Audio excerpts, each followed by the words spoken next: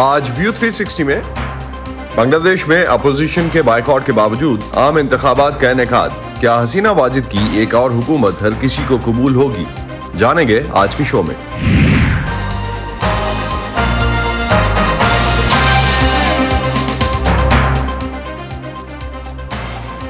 Voice of امریکہ کے Washington studios میں آپ سب کو خوش آمدید. آپ دیکھ رہے ہیں پروگرام ویو 360 اور میں ہوں اسد اللہ خالد. بنگلہ دیش میں کل 12ویں قومی پارلیمانی انتخابات میں حسینہ واجد بھاری اکثریت سے جیت کر مسلسل چوتھی مدت کے لیے وزیر اعظم منتخب ہو گئیں. حسینہ واجد کی بحیثیت بنگلہ دیشی وزیر اعظم مجموعی طور پر یہ 5ویں ٹرم ہے. 17 کروڑ کی آبادی کے ملک میں ہونے والے ان انتخابات کا بڑی اپوزیشن جماعت BNP یعنی بنگلہ دیش نیشنلسٹ پارٹی نے بائیکاٹ کیا تھا. اپوزیشن جماعتوں کا مطالبہ تھا کہ حسینہ واجد عہدہ چھوڑیں اور انتخابات ایک نگراں حکومت کی زیر نگرانی کروائے جائیں. تاہم یہ مطالبہ حسینہ واجد نے مسترد کر دیا تھا. انتخابی مہم کے دوران بڑے پیمانے پر BNP کے کارکنوں اور رہنماؤں کی پکڑ دھکڑ پر حکومت کو انسانی حقوق کی عالمی تنظیموں کی طرف سے بھی شدید تنقید کا سامنا ہے. کیا ان الیکشنز کے نتائج کو ملک کے اندر اور باہر مان لیا جائے گا؟ اور کیا بنگلہ دیش کی جمہوریت پر اٹھنے والے سوالوں کے جواب حسینہ واجد کی حکومت دے پائے گی؟ آج کے شو میں ہم اسی حوالے سے بات کریں گے. اگرچہ اتوار کے روز ہونے والے انتخابات مجموعی طور پر پرامن رہے، لیکن انتخابات سے پہلے حزب اختلاف کے کارکنوں کی طرف سے کیے گئے کچھ مظاہرے پرتشدد بھی رہے. انتخابات سے باہر رہنے والی بڑی جماعت BNP کے رہنماؤں کا الزام ہے کہ حکومت نے انہیں ظلم کا نشانہ بنایا. تقریباً 300 فرضی مقدمات ہمارے پارٹی کارکنوں اور رہنماؤں کے خلاف بنائے گئے ہیں، جو کہ بالکل جھوٹے اور من گھڑت ہیں. ہمارے سیکریٹری جنرل سے لے کر نچلے کارکنوں تک پارٹی کے 25,000 لیڈرز اور ورکرز کو گرفتار کیا گیا ہے. وہ پہلے ہی حزب اختلاف کے رہنماؤں کی خاص طور سے ان کے گھروں سے پکڑ دکڑ کر رہے تھے. اس صورتحال سے ہماری جماعت کے رہنماؤں اور نچلی سطح کے کارکنوں کے ذہنوں میں خوف پیدا ہو گیا ہے. تو ٹھیک ہے راجنیتی کرتے گেلے معاملہ ہوبے. ہم سمجھتے ہیں کہ سیاست میں مقدمات، جیل اور ضمانت ہوتے ہی ہیں. ضمانت ہمارا جمہوری حق ہے، لیکن یہ ہمیں نہیں دیا جا رہا. مہینوں گزر جاتے ہیں، بچے بڑے ہو جاتے ہیں، لیکن ان کی مائیں جیل ہی میں رہ جاتی ہیں. وائس آف امریکہ کی بنگلہ سروس کے مینیجنگ ایڈیٹر صابر مصطفیٰ اس وقت ڈھاکہ سے ہمارے ساتھ ہیں. ان سے اس حوالے سے بات کرتے ہیں. صابر, thanks for joining us. Government is claiming there was 40% turnout in yesterday's election, whereas before this claim, Election Commission said the turnout was 28%. How about independent observers and organizations? What are they saying? Well, it's not the government, it's the Election Commission which said today as well that the turnout was 41.8%. Now, the opposition simply doesn't buy it, and most independent observers are very skeptical about it. With 1 hour to go before the end of polling, the turnout was said to be 26%. So it does seem like a very high figure, and people who have visited the polling stations would tell you that there are hardly anyone throughout the day voting. So not many people are buying that figure of 40% turnout. خالد کا کہنا ہے کہ observers جو ہیں international observers اور locally بھی عوام جو ہے وہ اس نمبر پہ یقین نہیں کر پا رہی کہ اگر 42% کا ٹرن آؤٹ ہے، 42% لوگوں نے عوام کی طرف سے ووٹ ڈالا ہے، تو وہ اس میں نظر کیوں نہیں آ رہا. اس حوالے سے کنسرنس ہیں. 1 گھنٹہ پہلے پولنگ ختم ہونے سے تقریباً 1 گھنٹہ پہلے تک جو نتائج تھے اور جو نمبرز لیے جا رہے تھے اس میں 26% کے اوور آل ٹرن آؤٹ کی بات کی جا رہی تھی، جو کہ اس کے بعد الیکشن کمیشن کی جانب سے جب اناؤنس کیا گیا تو وہ 40 اور 42% کے نمبر سامنے آئے، جس کی وجہ سے لوگوں کو اس وقت اس پہ یقین کرنے میں مشکلات کا سامنا ہے. Khalid, do you think this controversy would make these elections more controversial? Well, I think these elections were controversial to begin with because the electoral system in the past used to be based on elections under caretaker government, like you do in Pakistan. Election time, there's a caretaker government, neutral government, which oversees the election. So that was the system in Bangladesh until Sheikh Hasina kind of cancelled it in 2011. So it's been a series of controversy about elections. So this time it was no different. However, there was a feeling that the opposition party, the BNP, which kind of reasserted itself through in organizational work last year and the year before that they might actually take part in the elections and test the water to see how much progress they could make.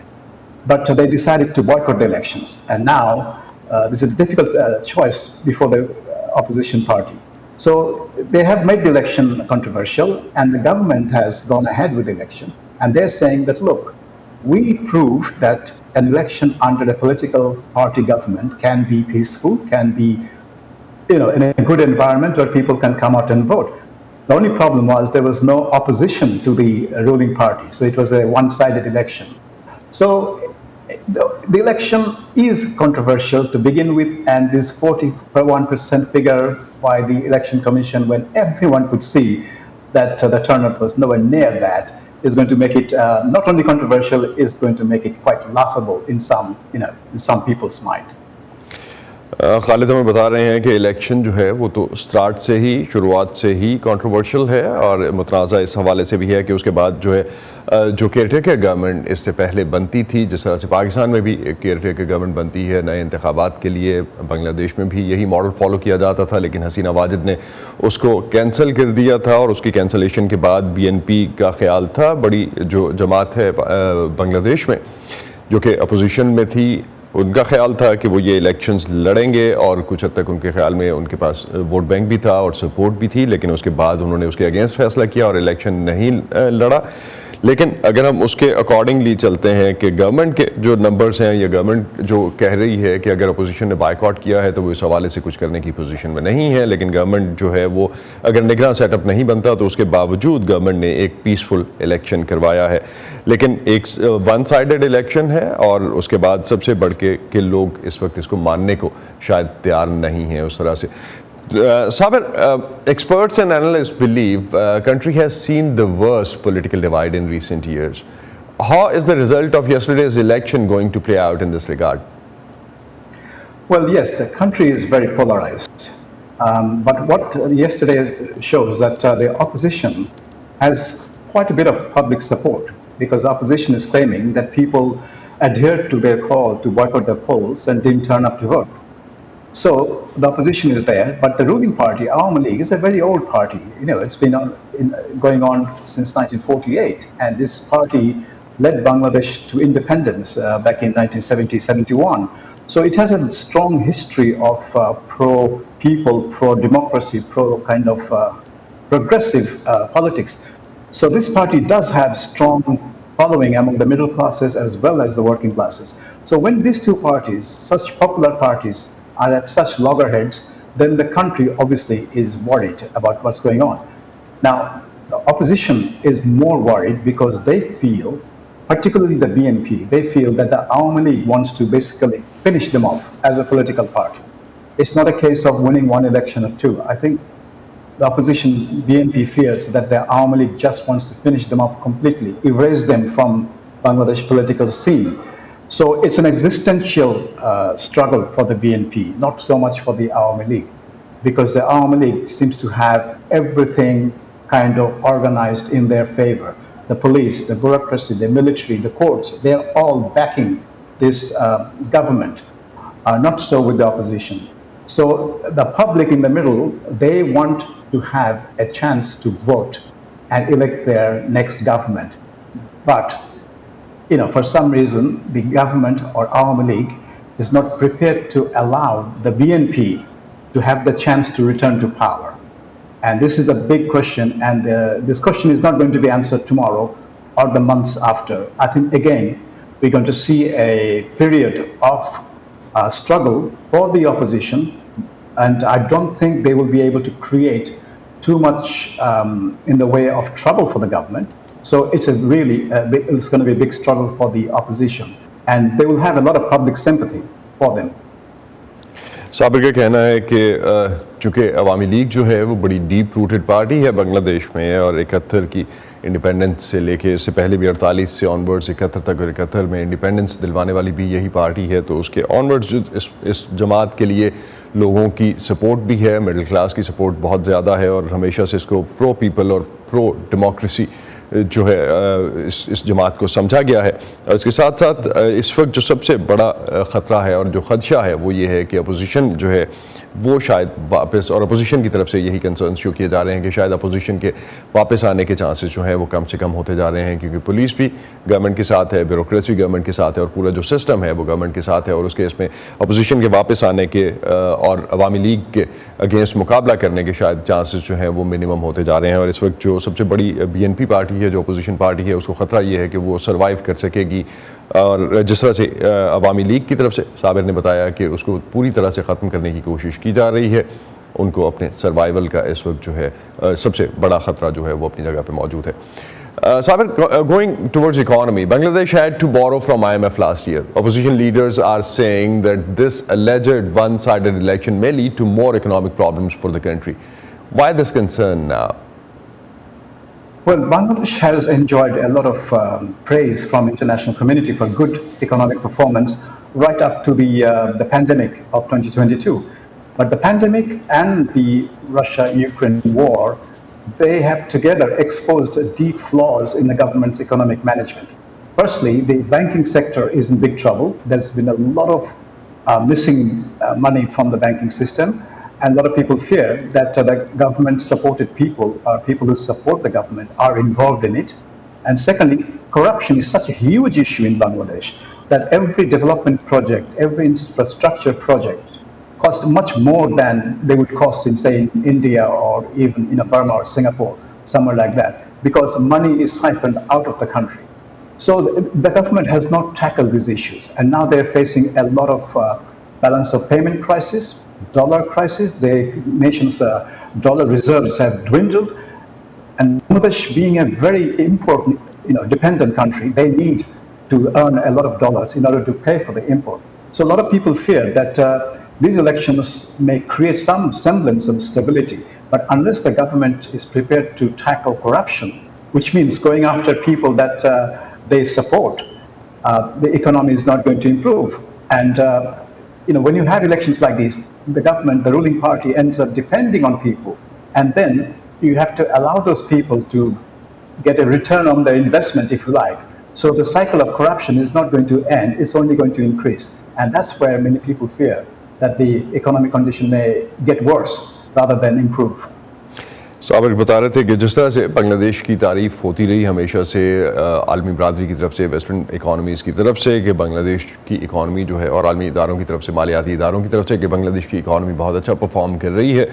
لیکن pandemic اور اس کے بعد Ukraine war جو ہے, اس کی وجہ سے بہت زیادہ امپیکٹ بنگلہ دیش کی اکانومی پہ آیا, جس کی وجہ سے بنگلہ دیش کو IMF کے پاس جانا پڑا اور $4 ارب سے زیادہ کا جو ہے ایک پروگرام لینا پڑا. جس کے بعد, اور سب سے بڑھ کے جو اس وقت صابر مینشن کر رہے ہیں کہ اس جو سب سے میجر ایشو ہے وہ یہ ہے کہ گورنمنٹ کے جو سپورٹ کے لوگ ہیں بینکنگ سسٹم میں, ان کی طرف سے جو اس وقت پیسہ موجود نہیں ہے, بیکاز ان کی طرف سے بہت سا پیسہ یوز کیا گیا ہے بینکنگ سسٹم سے, اور اس میں کرپشن کی مد میں بہت سا پیسہ جو ہے وہ جاتا ہے, کیونکہ یہ لوگ گورنمنٹ کو سپورٹ کر رہے ہیں. اور اسی طرح سے یہ قصہ جو ہے وہ آگے چلتا ہوا نظر آتا ہے. کرپشن ایک میجر کنسرن ہے جس کی وجہ سے اس وقت یہ چیزیں شاید بہتر ہوتی ہے اپیرنٹلی نظر نہیں آتی, اور الیکشن کے بعد یہی سب سے بڑا کنسرن جو ہے وہ ماہرین کا بھی اس حوالے سے بنتا ہے. Thank you Sabir, thanks for updating us on the scene of political stance and how exactly Bangladesh elections are panning out. Thank you. Thank you. Bangladesh کے سیاسی منظرنامے پر سب سے نمایاں نظر آنے والی رہنما شیخ حسینہ واجد نے اپنے طویل سیاسی کیریئر میں بہت سے اتار چڑھاؤ دیکھے. بنگلہ دیش سے باہر سیاسی پناہ لینے سے لے کر گرفتاریاں, مقدمات, قاتلانہ حملوں تک کا سامنا کیا. بڑی بڑی کامیابیاں بھی سمیٹیں اور بہت سی ناکامیاں بھی حصے میں آئیں. اب دھاندلی اور سیاسی مخالفین کے خلاف کریک ڈاؤن کے الزامات کا سامنا ہے. ان کی سیاسی زندگی کے اتار چڑھاؤ کے بارے میں جانتے ہیں فائزہ بخاری کی رپورٹ میں. 76 سالہ شیخ حسینہ واجد 4 مرتبہ بنگلہ دیش کی وزیر اعظم رہ چکی ہیں. وہ بنگلہ دیش کے پہلے صدر شیخ مجیب الرحمان کی صاحبزادی ہیں اور 1981 سے بنگلہ دیش عوامی لیگ کی قیادت کر رہی ہیں. انہیں نہ صرف بنگلہ دیش بلکہ دنیا بھر کے کسی بھی ملک میں سب سے طویل مدت تک حکمرانی کرنے والی خاتون ہونے کا اعزاز حاصل ہے. فوربس میگزین اور کئی ادارے انہیں متعدد بار دنیا کی طاقتور ترین خواتین کی فہرست میں شامل کر چکے ہیں. بنگلہ دیش کی اپوزیشن نیشنلسٹ پارٹی یعنی BNP کی رہنما خالدہ ضیاء کو ان کی سب سے بڑی سیاسی حریف مانا جاتا ہے اور ان کے درمیان سیاسی دشمنی کو بیگمات کی جنگ بھی کہا جاتا ہے. گھر پر نظر بند خالدہ ضیاء بگڑتی صحت کی وجہ سے عملی سیاست سے باہر ہیں. بنگلہ دیش کا شمار کبھی دنیا کے غریب ترین ملکوں میں کیا جاتا تھا، اب یہ خطے کی سب سے تیزی سے ترقی کرنے والی معیشتوں میں سے ایک ہے، جو اپنے پڑوسی بھارت کو بھی پیچھے چھوڑ چکی ہے۔ اس ترقی کا صحرا شیخ حسینہ کو جاتا ہے۔ Our economy still it is very strong. ان کی قیادت میں بنگلہ دیش نے جدید انفراسٹرکچر کے اضافے کے علاوہ بہت سی معاشی کامیابیاں بھی حاصل کیں۔ پچھلی دہائی میں ملک کی فی کس آمدنی میں 3 گنا اضافہ ہوا اور عالمی بینک کا اندازہ ہے کہ گزشتہ 20 سالوں میں 2.5 کروڑ سے زیادہ افراد نے غربت سے نجات حاصل کی۔ تاہم کووڈ وبا اور روس یوکرین جنگ کے بعد بنگلہ دیش میں مہنگائی اور بیرونی قرضوں کی شرح میں اضافہ ہوا، جو پرتشدد مظاہرین کو سڑکوں پر لے آیا۔ جنوری 2023 میں IMF نے بنگلہ دیش کے لیے $4.7 بلین کے قرضے کی منظوری بھی دی، جسے شیخ حسینہ کے لیے اہم کامیابی سمجھا گیا۔ 2017 میں ان کی حکومت نے میانمار سے فرار ہونے والے تقریباً 10 لاکھ روہنگیا افراد کو پناہ دینے کے علاوہ ان کے خلاف تشدد کی بارہا مذمت بھی کی۔ We want that they should put more pressure to Myanmar government so that they take them back. Sheikh Hasina کے ان اقدامات کو بنگلہ دیشی عوام کے علاوہ عالمی سطح پر بھی سراہا گیا، مگر ان کے سیاسی ادوار کے دوران سیاسی گرفتاریوں، گمشدگیوں، قتل اور دیگر زیادتیوں میں اضافہ ریکارڈ کیا گیا۔ ہیومن رائٹس واچ نے حال ہی میں حزب اختلاف کے حامیوں کی گرفتاریوں کو حکومت کی طرف سے پرتشدد آمرانہ کریک ڈاؤن قرار دیا ہے۔ 2024 کے انتخابات سے قبل حزب اختلاف کی قیادت کرنے والی بنگلہ دیش نیشنلسٹ پارٹی اور دیگر اپوزیشن جماعتوں نے خدشہ ظاہر کیا تھا کہ عوامی لیگ شیخ حسینہ کو 5ویں مرتبہ برسر اقتدار لانے کے لیے دھاندلی کرے گی۔ اپوزیشن جماعتوں نے حسینہ واجد کے استعفے اور ایک غیر جانبدار عبوری حکومت کی نگرانی میں انتخابات کرانے کا مطالبہ کیا تھا، جسے حکومت کی جانب سے مسترد کر دیا گیا۔ اس پر اپوزیشن نے الیکشن کا بائیکاٹ کیا، لہذا بیلٹ پر صرف عوامی لیگ، اس کے اتحادی یا آزاد امیدوار موجود تھے۔ گزشتہ اکتوبر بنگلہ دیش میں امریکی سفیر پیٹر ہاس نے عوامی لیگ اور اپوزیشن کو بات چیت پر آمادہ کرنے کی کوشش کی، جسے شیخ حسینہ نے مسترد کر دیا تھا۔ پیٹر کے مطابق تشدد، لوگوں کو پرامن احتجاج اور انٹرنیٹ تک رسائی سے روکنا آزادانہ اور منصفانہ انتخابات کے انعقاد کی اہلیت پر سوالیہ نشان لگاتا ہے۔ ان کے اس بیان کے بعد مبینہ طور پر انہیں عوامی لیگ کے اراکین کی جانب سے بارہا جان سے مارنے کی دھمکیوں کا سامنا کرنا پڑا۔ 19 قاتلانہ حملوں میں بچ جانے والی شیخ حسینہ کو حالیہ برسوں میں بہت سے حکومت مخالف مظاہروں کا سامنا رہا ہے۔ کچھ ناقدین کہتے ہیں کہ آغاز میں بنگلہ دیش میں جمہوری نظام کی مضبوطی کے لیے مہم کا حصہ رہنے والی شیخ حسینہ اب خود ہی اس کا گلا گھونٹ رہی ہیں۔ I have already 116. Faiza Bukhari, voice of America, Washington. کل ہونے والے پارلیمانی انتخابات پر عام بنگلہ دیشیوں کی کیا رائے ہے، آئیے جانتے ہیں۔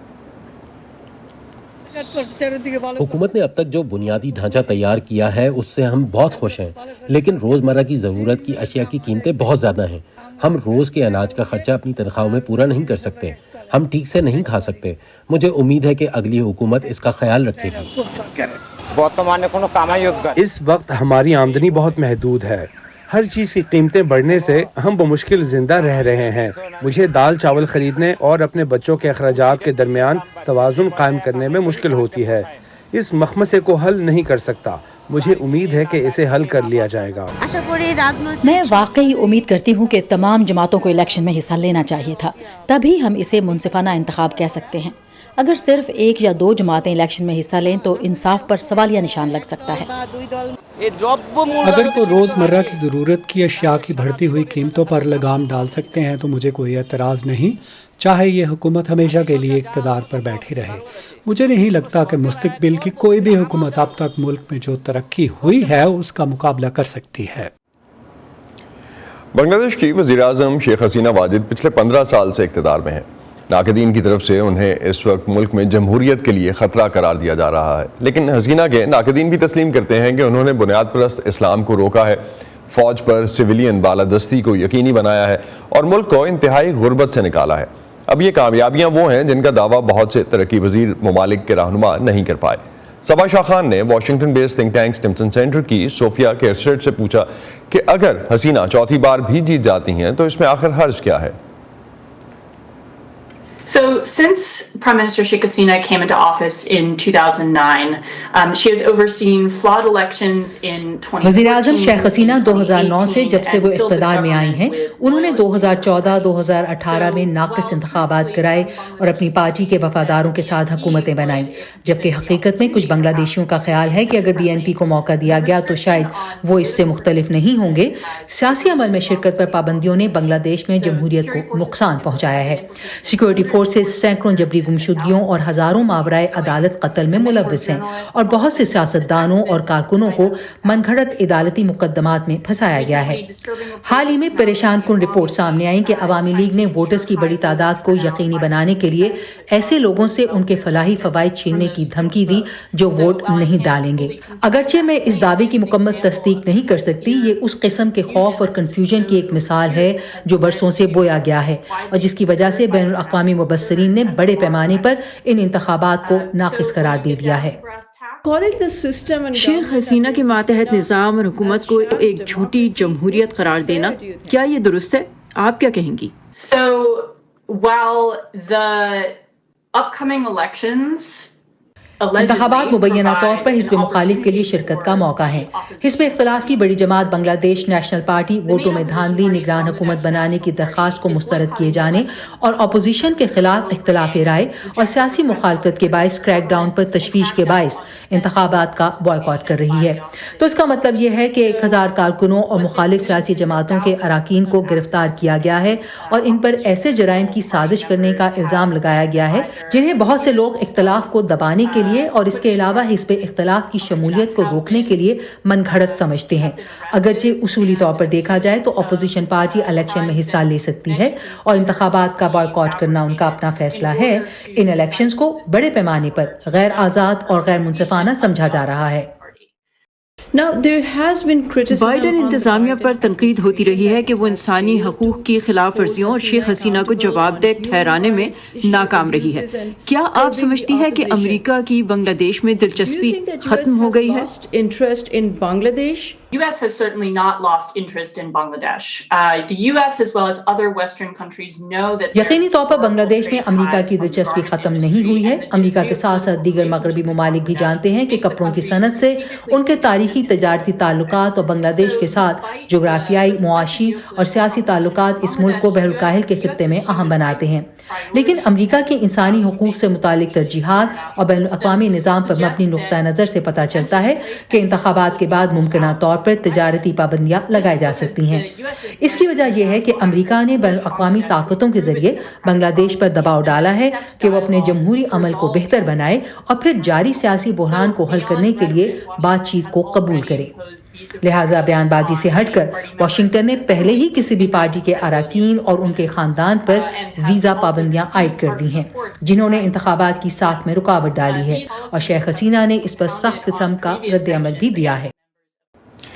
2024 को अगर हम खित्ते में इंतखाबात का साल कहें तो शायद बेजानी होगा। पाकिस्तान के इलेक्शंस आने वाले हैं, इसके अलावा इंडिया में इलेक्शंस होने वाले हैं, ईरान में 2024 में जो है इलेक्शंस होंगे। इसके अलावा अगर हम पूरे खित्ते में देखते हैं तो इंडोनेशिया तक जो है वो इलेक्शंस हो रहे हैं। श्रीलंका में भी पार्लिमानी और सदारती इंतखाब इसी साल में है।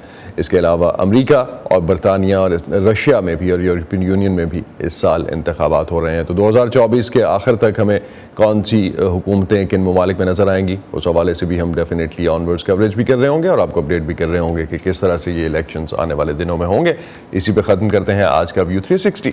स्टे सेफ और पाकिस्तान और खित्ते समेत दुनिया भर की अहम खबरों और दिलचस्प मालूमात के लिए आप आ सकते हैं हमारी वेबसाइट urduvoa.com पर। यह सारा कॉन्टेंट आपको मिलेगा हमारे सोशल मीडिया प्लेटफॉर्म्स पर भी, facebook.com/VOA Urdu, यूट्यूब पर हमारा चैनल है VOA Urdu के नाम से और एक्स और इंस्टाग्राम पर हमारा हैंडल है @VOA Urdu। अब तक के लिए इतना ही। असदुल्लाह खालिद को इजाज़त दीजिए। खुदा हाफिज़।